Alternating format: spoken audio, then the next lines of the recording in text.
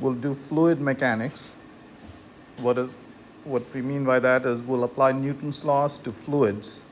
And when we say fluids, it's liquids and gases, anything that can flow. Okay? So that's what we'll do, apply Newton's laws to fluids. Now what we'll do is everything we study, we'll apply to laminar flow. Okay? The flow won't be turbulent. So I guess let me show you.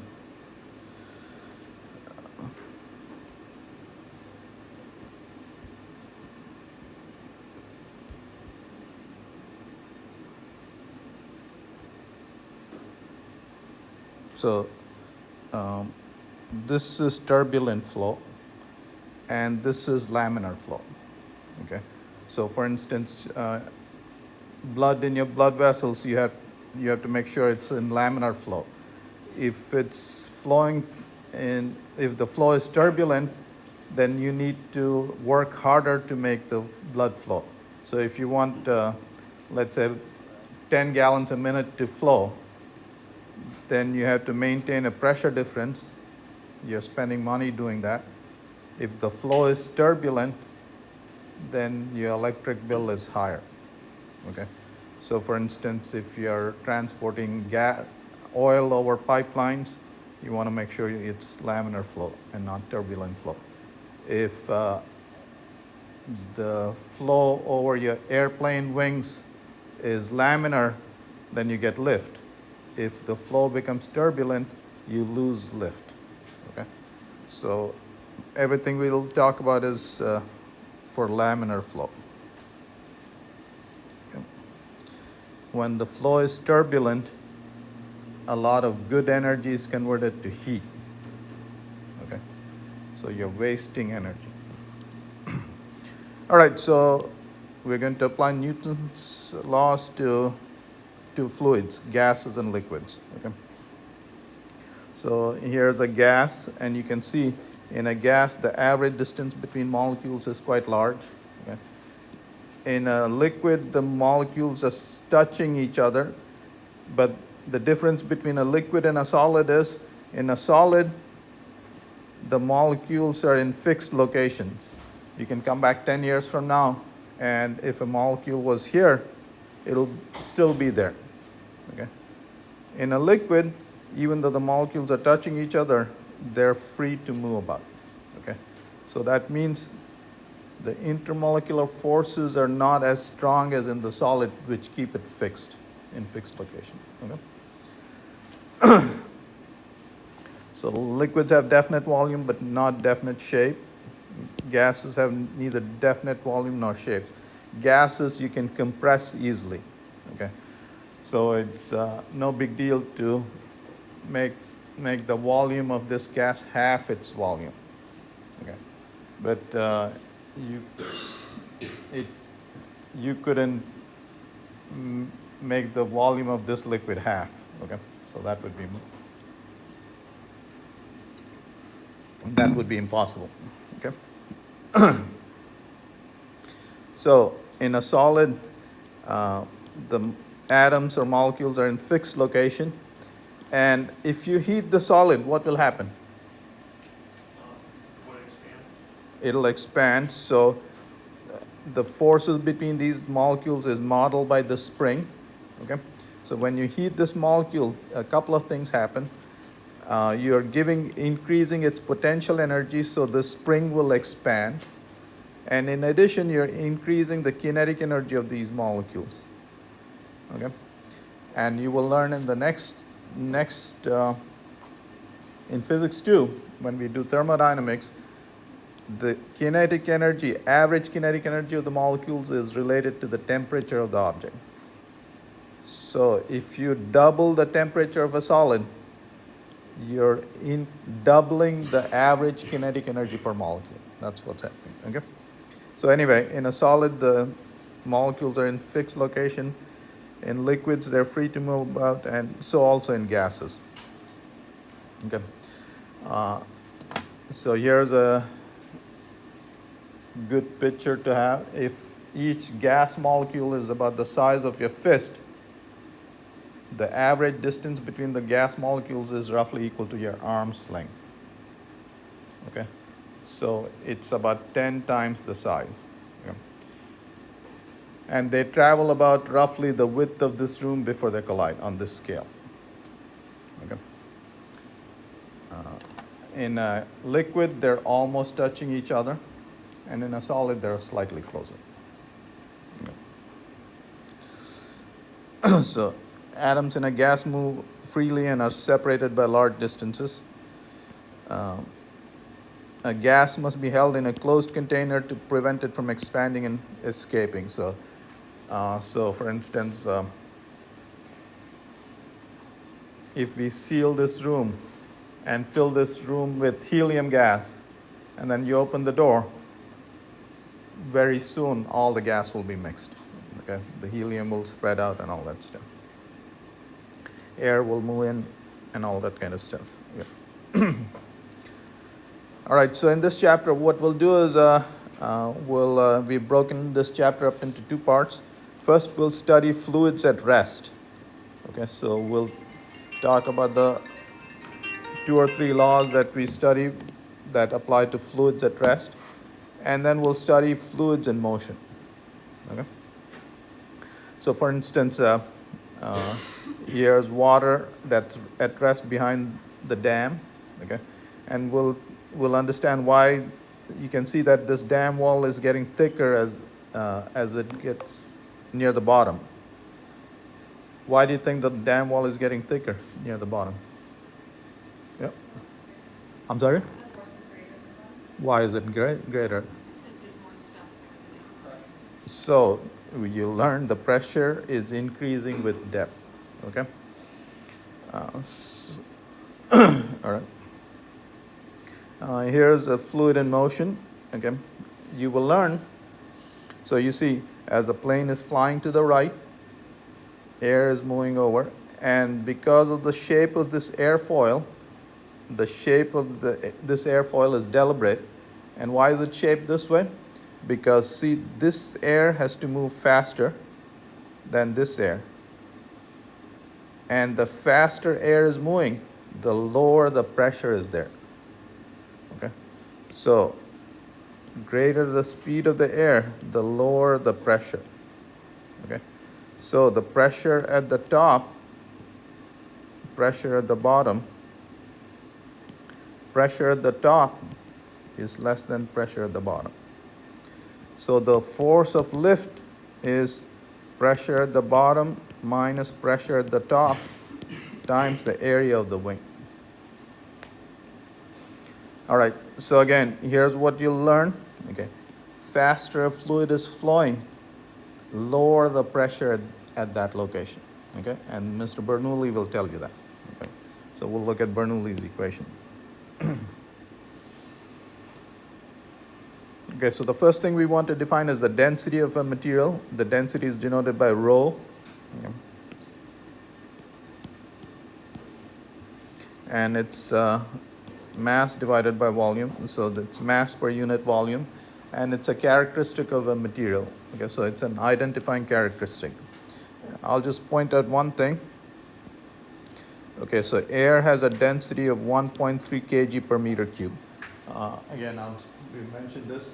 This is about a meter cube, this computer thing. So that much air weighs 1.3 kgs or about 3 pounds. Okay. Look at the density of water. It's 1,000 times greater than that. Okay. So the density is 1,000 times greater than that. That means the volume is 1,000 times less for. Okay. So what that means is, in water, if the molecules were the same, so water vapor is, if its density is about 1.3 kg, you make it into water. What happens is the water molecules come 10 times closer when they become liquid. Okay, so that's how come the density increases by a factor of 1,000. So again, this is roughly a rule. The density of liquids is 1,000 times greater than the density of gases. And for solids, so let's see, iron, its density is about 10 times greater than the density of water. Okay? So the density of solids is about 10 times greater.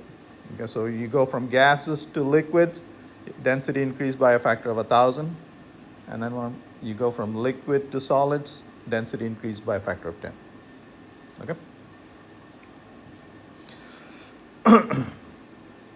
If you're in a fluid, gas or liquid, okay, a fluid will exert a force, and the force is always perpendicular to the surface. Okay, so the atmosphere exerts a force on this paper, it's perpendicular to the surface. If I hold this paper like that, the force is perpendicular to the surface. Okay? So a fluid will exert a force on any surface, and that force is always perpendicular to the surface. Okay? What you find is, so you take an object under a liquid, the force is always perpendicular to the surface. Okay? And pressure is defined as the force exerted by the fluid divided by the area of that surface. Okay? Force per unit area is pressure. And the units of this are newtons per meter square. And so that combination of unit is called a Pascal after Mr. Pascal. Okay?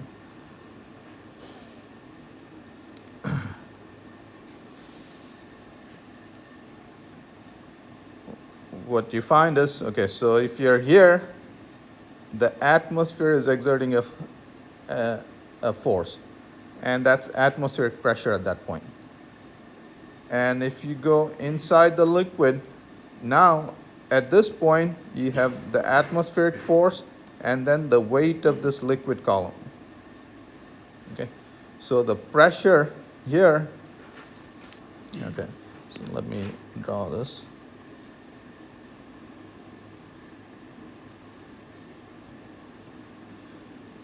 Okay, so here you have the force of the atmosphere, we'll call this F naught, and then you have the weight of this object, mg, the weight of this column of water.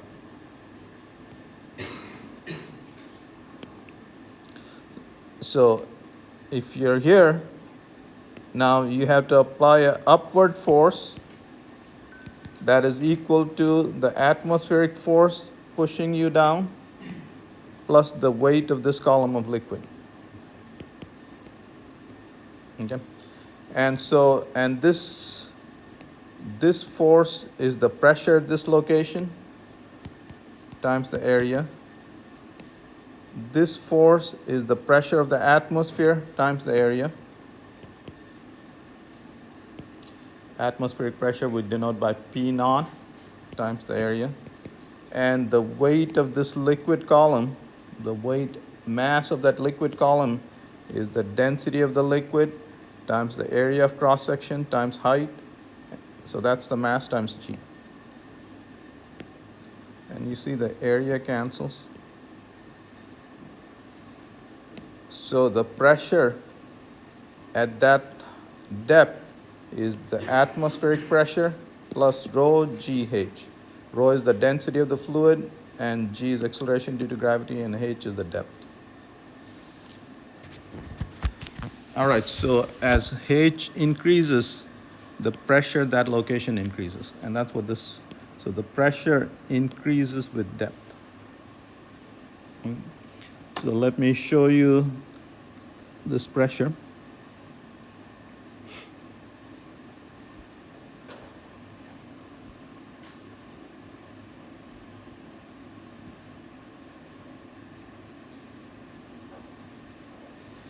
Okay, so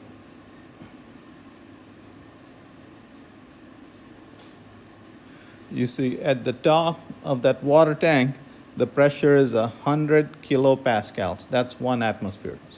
Okay? Now, as I go deeper in the water, the pressure is increasing. Okay? In fact, it turns out that, so it turns out that every 10 meters you go deeper, every 10 meters you go in water, the pressure increases by 1 atmosphere. And 10 meters is roughly twice the height of this room. So if you go 33 feet underwater, the pressure on you is 2 atmospheres. All right. So let me show you how atmospheric pressure happens.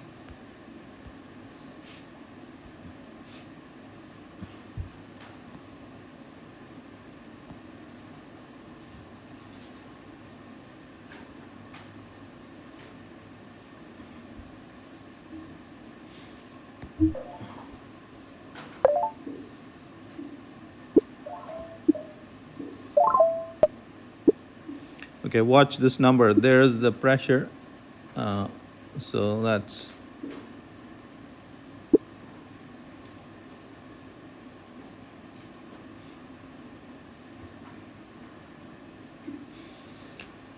so the pressure now is 30 atmospheres. Do you guys know atmospheres in PSI? I'm sorry? Yep, 15 PSI. So 1 atmosphere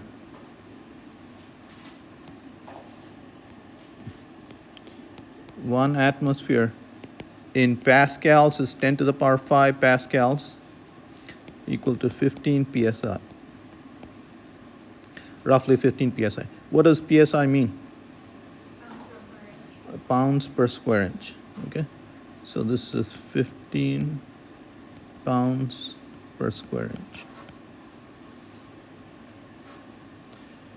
All right, the atmosphere is exerting a force of 15 pounds every square inch.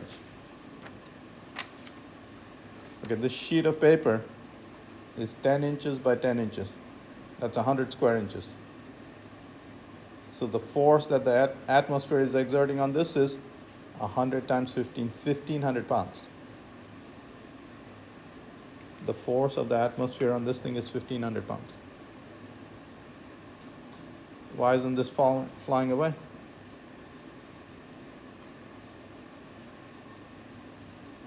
I'm sorry? Well, greater the surface area, greater the force. Why isn't this flying away? Because it's spread out, so it's not actually doing anything too heavy. They're on both sides. 1,500 pounds here and exactly 1,500 pounds here. So imagine that. The air is pushing you, and that your surface area is much larger. It's probably about 15,000 pounds. So how come you're not getting crushed?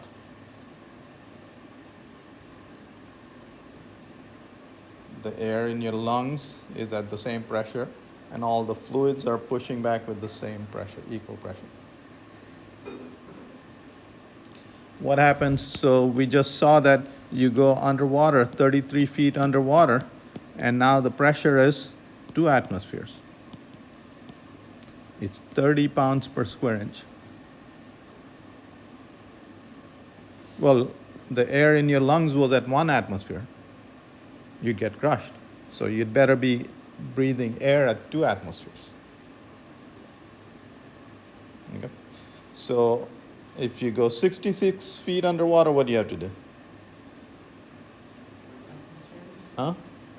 Breathe air at 3 atmospheres. All right, so what is the associated problem with that? When you breathe air at higher pressure, more of the gas mixes in your blood. What happens when you pop your soda can?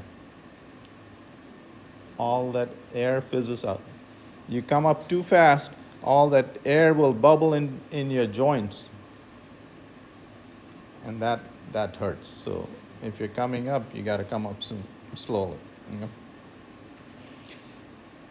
All right.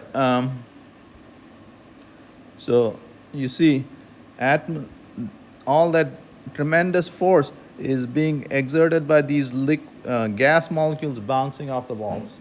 Okay, there are billions and billions of collisions happening, and that's how the pressure is exerted. Okay. In a liquid, you're just compressing the liquid and the liquid is pushing back. In a liquid, it's not, it's not ballistic pressure. They're not bouncing off like that. Okay. All right, so atmospheric pressure is 15 psi. So let me show you a little demonstration to illustrate that. Okay, here's somebody's pencil that's expendable. Okay. So this is one of my favorite demos. Okay. You think I can break this pencil? Okay, so to break it, what I have to do is, here's a fulcrum.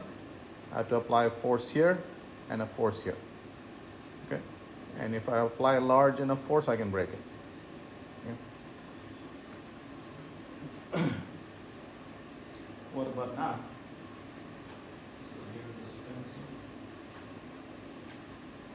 and if I hit the pencil there, it will break. There, the edge of the table is the fulcrum. I'll apply force here. Will it break? No. Why not? Pushing on the other side. You're not pushing on the other side. That's right. It didn't break. But let's recruit the atmosphere.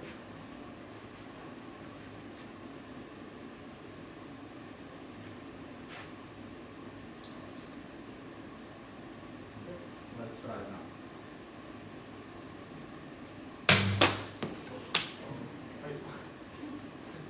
All right, that paper was defective.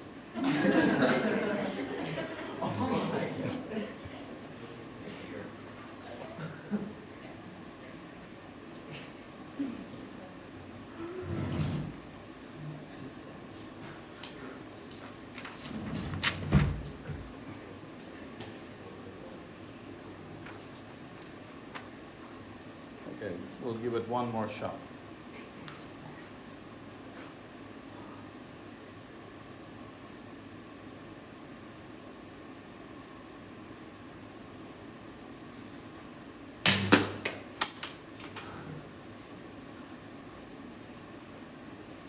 All right, we need, that didn't break, another break. All right, so this is supposed to work, and what is happening is the following. So when I hit that, the paper doesn't come up fast enough. So you got 1,500 pounds down, pushing down, and there's no force, the balancing force on the underside. And it's supposed to break. All right. So in a liquid, the pressure increases with depth. And of course, if G were 0, that wouldn't be true. So if you were far, far out in space, you had a big blob of water, it would just be spherical and the pressure would not increase inside the blob of water. Okay. All right, so now we understand this. As the pressure increases with depth, the wall has to get thicker because this force is greater. Okay, so let's say we do this area.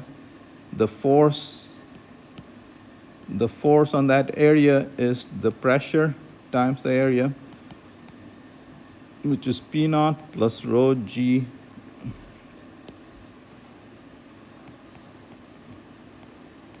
times area. And as you're going deeper, the pressure is increasing, the force that the liquid exerts is increasing, and so the wall has to get thicker. You know? So here's another demonstration of this pressure. Okay, the speed with which the liquid comes out is the pressure at this point minus the pressure at this point is proportional to that. So, and at this point, the pressure is atmospheric pressure. Okay, so as the pressure inside the liquid increases, this pressure difference is getting greater, and the speed with which the liquid is coming out is faster. And here's an interesting fact. Okay, So let's say you drop a rock from here to there. You can calculate the speed of the rock. Okay, so let's say I drop this rock. The speed of this rock depends on how high I drop it from. Okay, and if the liquid is frictionless, there's no viscosity. And so what I'm saying is one will not be true for honey. But if you drop a rock that height, if you're dealing with water, water will come out at the same speed as the speed of the rock. Okay, so for a non-viscous fluid, the speed at which it comes out is equal to the speed at which a rock would be going if it fell that distance. Okay?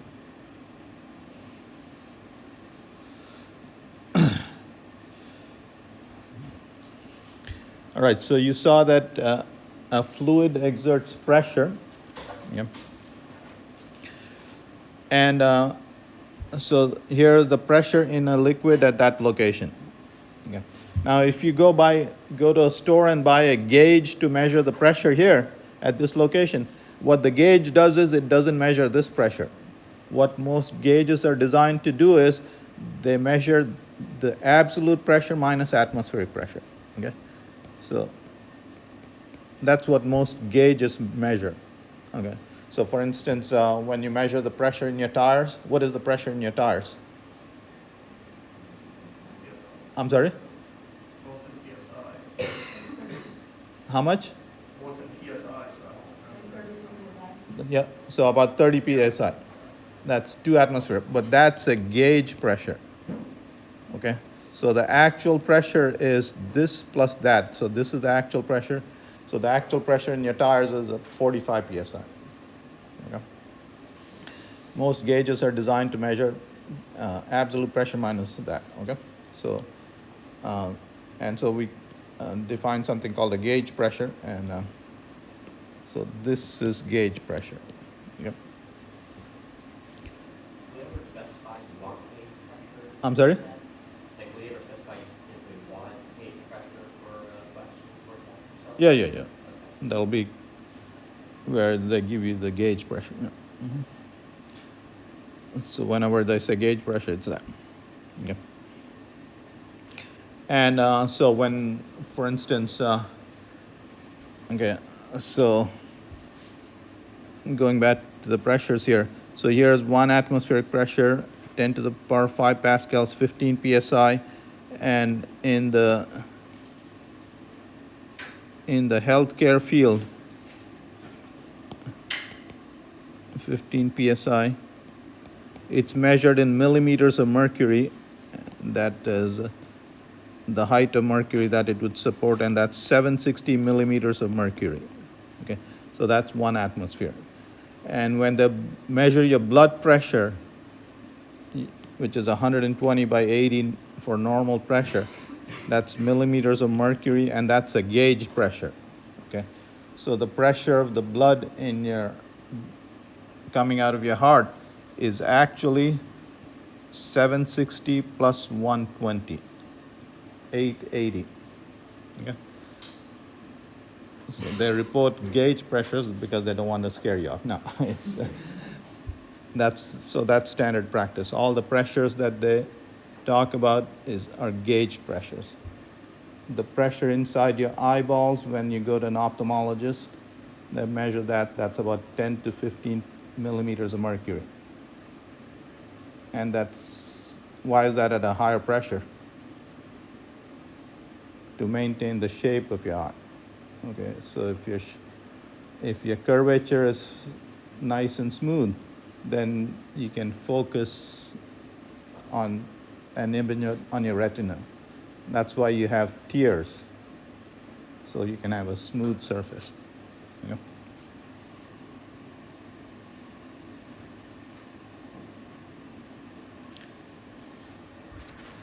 In fact, the world's largest smooth surface, do you guys know the world's largest smooth surface?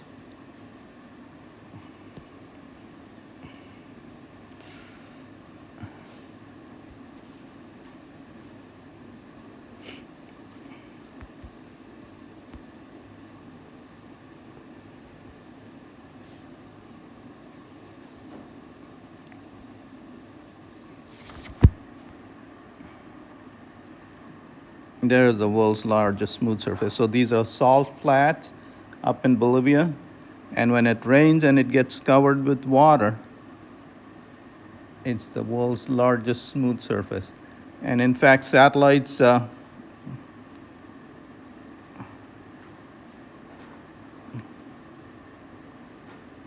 so you see this person is messed up the world's largest smooth surface.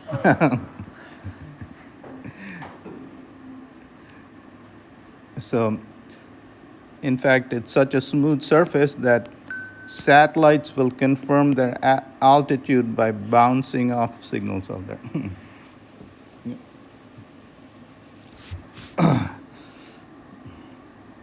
All right.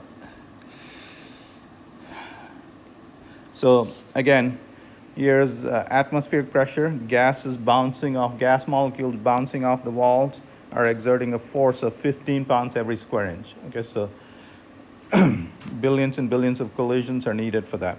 Okay, and this 15 pounds per square inch is demonstrated here again. Like I said, on this sheet of paper, the force is 1,500 pounds. Okay, so here is a oil tanker. Okay, and so what happens is the following. After they empty the tanker, what they do is they wash it with steam. They wash it with hot water. Well, steam clean it. Okay, so somebody steam cleaned it, and then they put the lid on it. At night, the temperature dropped, and so all that steam condensed, leaving a vacuum inside. And so this guy got crushed.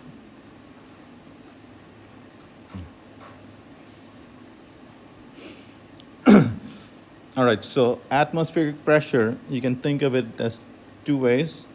So it's ballistic. These gas molecules are bouncing off. You can also think of this as the weight of this column of air all the way to space. So the pressure here is the weight of this column force divided by the area. Okay, so pressure is force divided by area, and that force can be thought of as the weight of that column of air all the way to space. It turns out that the air density decreases exponentially.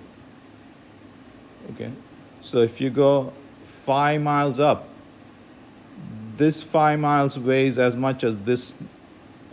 So essentially, air density goes to almost zero, about 100 kilometers. That's what's defined as space. So 60 miles. So 5 miles up, this weighs as much as this 55 miles weighs. Okay.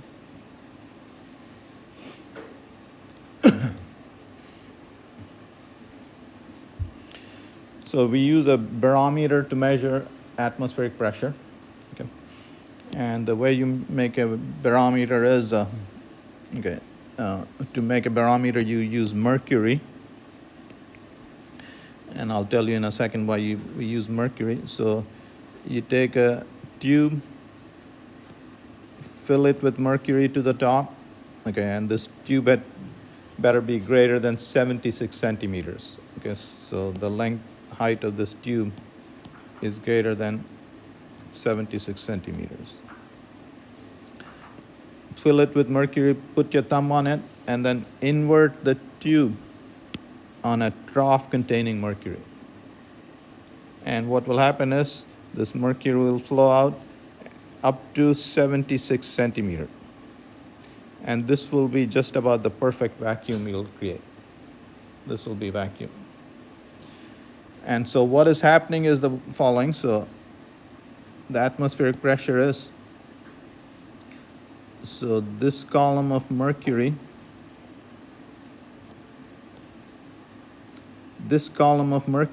is being balanced by this column of air all the way to space of the same area of cross-section.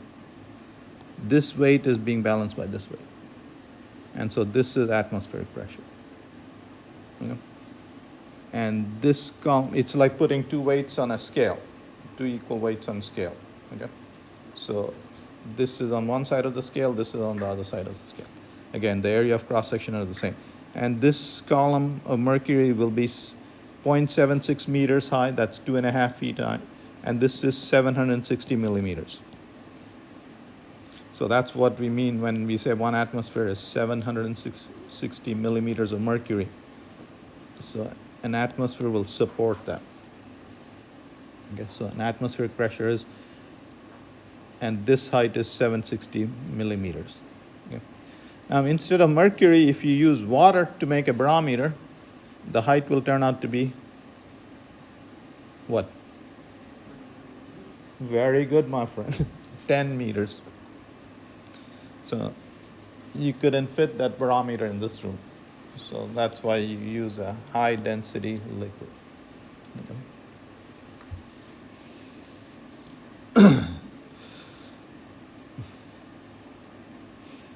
All right. Now we'll look at the exponential atmosphere. Okay. So here's the slab of air. Okay, so here's the slab of air. Does this weigh anything? Every meter cube weighs, remember, 3 pounds. So, okay, no matter. So this thing has some weight. Well, the question is, why isn't it falling down? Okay, so since it's not falling down, if you think about it for a second, that must mean the pressure at the bottom is greater than the pressure at the top. Okay? And that's true for every slab. So as you're going up, the pressure is decreasing. Okay? And so now if you've analyzed this, so the pressure at the bottom, so pressure times area is the force at the bottom minus the pressure at the top times area. This is the force pushing down. So this has to be greater than this force, and that is equal to the weight of this block of air. Okay? And so if you do all the math, what you find is all right, you guys have learned of the ideal gas law, PV equal to NKT, okay? Or so, and P equal to N over V KT. Okay? So K is the Boltzmann's constant, T is the temperature in the Kelvin scale. N over V, what is N over V? Is the density of molecules.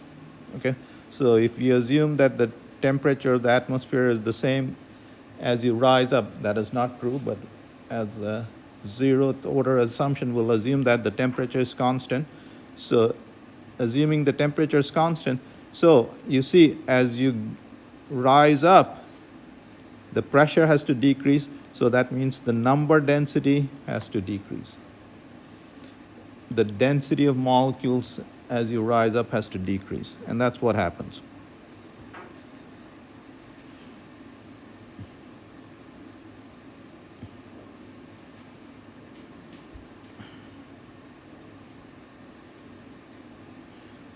Well, anyway, so as you rise up, the number density decreases, and it decreases exponentially. So there's the pressure decrease, change in pressure as you rise up is related to change in the number density of molecules. Okay, that's what that number is. And if you solve for that, the number density as you rise up is decreasing exponentially. N0 is the density of gas molecules at ground level, e to the power of minus mgy. What is minus mgy? M is the mass of a single molecule. Okay, so that's the potential energy of an atmospheric molecule. And there's the temperature, so it decreases exponentially. Okay. So Y is in meters, and if you put in all those numbers, that turns out to be 8,800 meters. That's roughly the height of Mount Everest. So if you find yourself on top of Mount Everest, what you have to deal with is the pressure is ground level pressure divided by 1 over E. Okay, So at 8 kilometers, 8.8 kilometers, the pressure is ground level pressure minus over 1 over E. That's 35%, the ground level pressure. So if you climb Mount Everest without oxygen, you're doing it at 35% with 35% oxygen of ground level.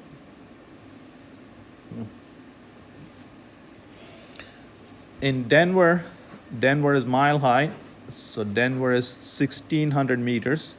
You put that, and this number works out to be 0.8. So in Denver, the density is 80% the density of in Daytona Beach. Okay. So if you live in Denver, you know, you're dealing with 80% the oxygen that you get in Daytona. Yeah. So what does your body do? What's that? You get more red blood cells.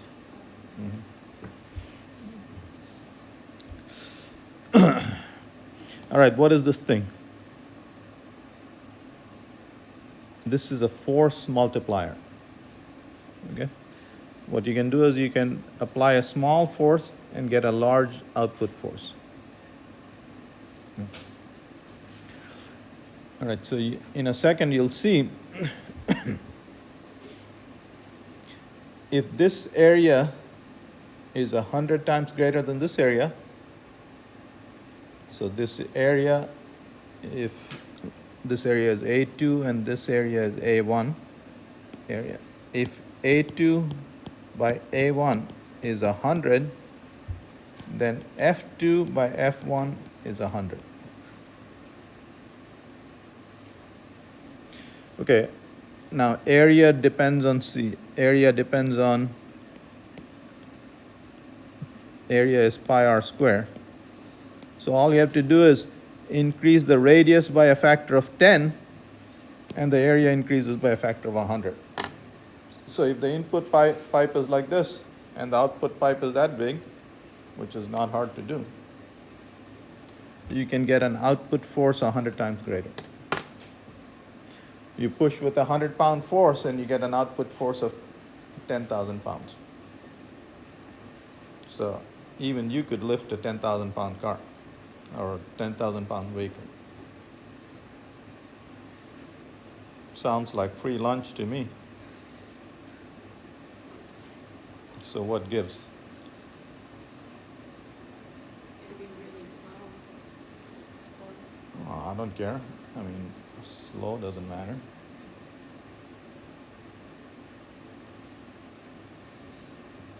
So it turns out that, okay, so work is force times distance, okay?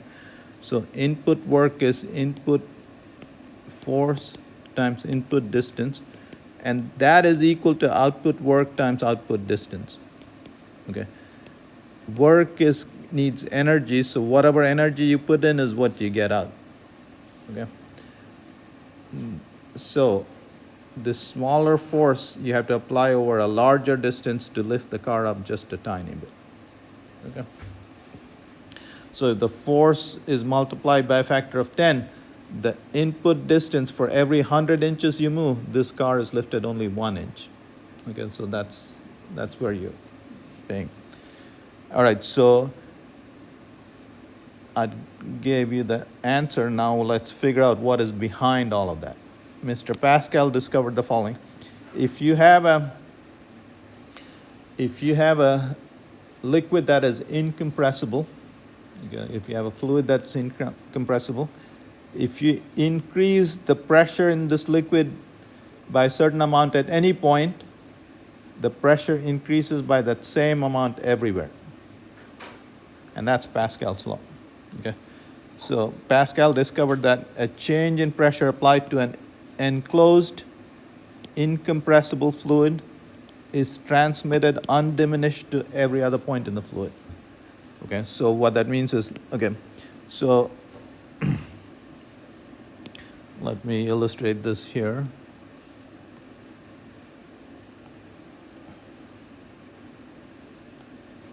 So Here's the hydraulic press. Okay. So at this point in the liquid, we'll assume that this piston doesn't weigh anything. At this point in the liquid, it's atmospheric pressure. At this point, at the same height, it's atmospheric pressure. Okay. Now, what we'll do is we'll apply a force F1, A1, and now we've increased the pressure by F1 over A1. And let's just call it 0.1 atmosphere. Okay. Now, if you increase the pressure at this point by 0.1 atmosphere, the pressure at every other point also increases by 1.1 atmosphere. That's what Mr. Pascal discovered. So if it was 1.5 atmosphere here, when you push, what happened? It increased to 1.6 atmosphere. If it was 1.3 atmospheres here, when you pushed, it increased to 1.4 atmosphere. That's Pascal's law. Okay, so the pressure increases by the same amount. Well, okay, so the pressure increased by that amount, and so the pressure here also increased by that amount. So that should equal F2 divided by A2. So now F2 is equal to A2 over A1 times F1.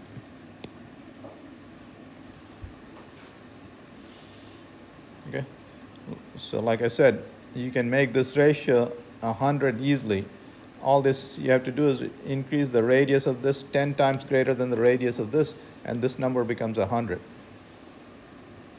Your output force is 100 times greater than your input force. Okay? So that's a hydraulic press. So it's a force multiplier. Okay? It's a simple machine. And the mechanical advantage is defined as the output force, or F2 over F1, the output force over input force. So the mechanical advantage of this machine is 100. Okay? So if you have a machine whose mechanical advantage is 10, then that means the output force is 10 times greater. Okay?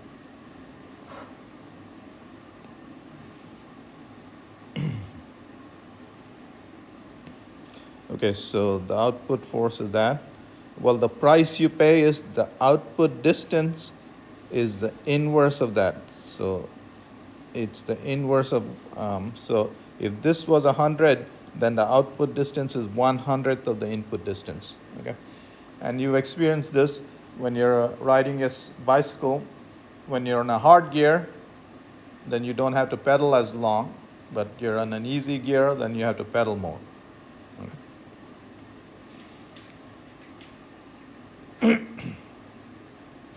Okay, now we'll talk about something that Mr. Archimedes discovered. Okay, so what he discovered was and you've experienced this. So if you immerse an object in a fluid, this object will feel an upward force. Okay, and that upward force is called the buoyant force. What Mr. Archimedes found out was how much this buoyant force, what is the exact value of this buoyant force. Okay? And so what Mr. Archimedes discovered was if you immerse this object, well, you have displaced that much fluid. The buoyant force is equal to the weight of the displaced fluid. That's what Mr. Archimedes discovered. Okay? The buoyant force is equal to the weight of the fluid displaced.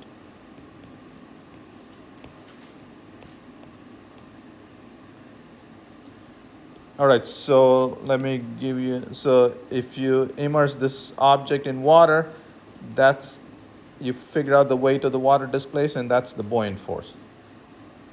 If you immerse this object in mercury, will the buoyant force be the same? What will it be? It will be much bigger. The density of mercury is 14 times bigger. The weight of displaced fluid will be 14 times greater, and the buoyant force will be 14 times greater. Okay? Similarly, if you immerse the object in oil, the density of oil is about 80% the density of water, so the buoyant force will be only 80%. Okay? Anyway, so this is why we're still talking about Mr. Archimedes, because he figured out exactly how much this buoyant force will be. All right, well, why is the buoyant force, why do you have a buoyant force? Okay, so you see, as you go deeper in the liquid, the pressure is increasing. So you see the forces at the top are less than the forces at the bottom. So there's a net upward force due to the pressure increase in the liquid. Okay? So of course, if you take a swimming pool far out in space where there's no gravity, then you won't have any buoyant force. Okay? All right, so buoyant forces can exist only in gravitational field. Okay. So Mr. Archimedes figured out how large this buoyant force is. Okay. So if you immerse this object, there's the force of gravity, and there's a buoyant force because the pressure in this liquid was rising. And the buoyant force is equal to the mass of the weight of the fluid displaced. There's the density of fluid and the volume of the fluid displaced times gravity. Okay. So, for instance, so let's say you stand on a scale and gravity pulls you down, and so the scale has to push you up. That's the normal force, and this is your apparent weight. So if you do this in air, if you do this here in this room, this force has got to equal this force. So your apparent force is equal to the force of gravity on you. You don't feel the force of gravity. What you do is you feel this push. Okay. Now if you do the same thing in a pool, okay, well, gravity never quits. Now, but what happens, this fluid is exerting a force on you, a buoyant force. And it turns out that your density is almost equal to the density of water, and this buoyant force is almost equal to your weight. So if you weighed yourself underwater, you would probably weigh about 1 to 2% of what you weigh in air. So you'll be almost weightless. So best way to lose weight. Okay. Go from 100 to 0 in 1 second.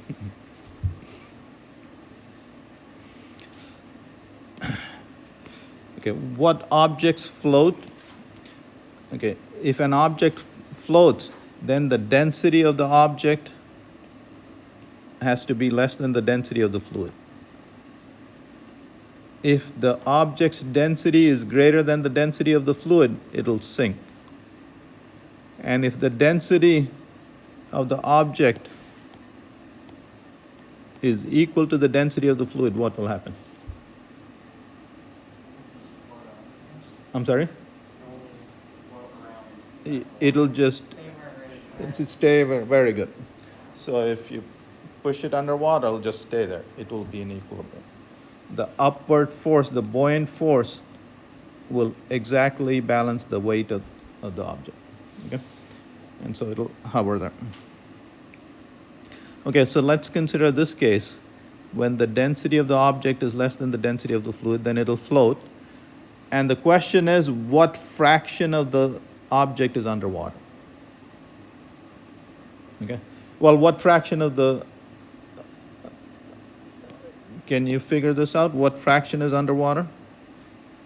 Okay, so Mr. Archimedes told us that the buoyant force is equal to the weight of that much fluid.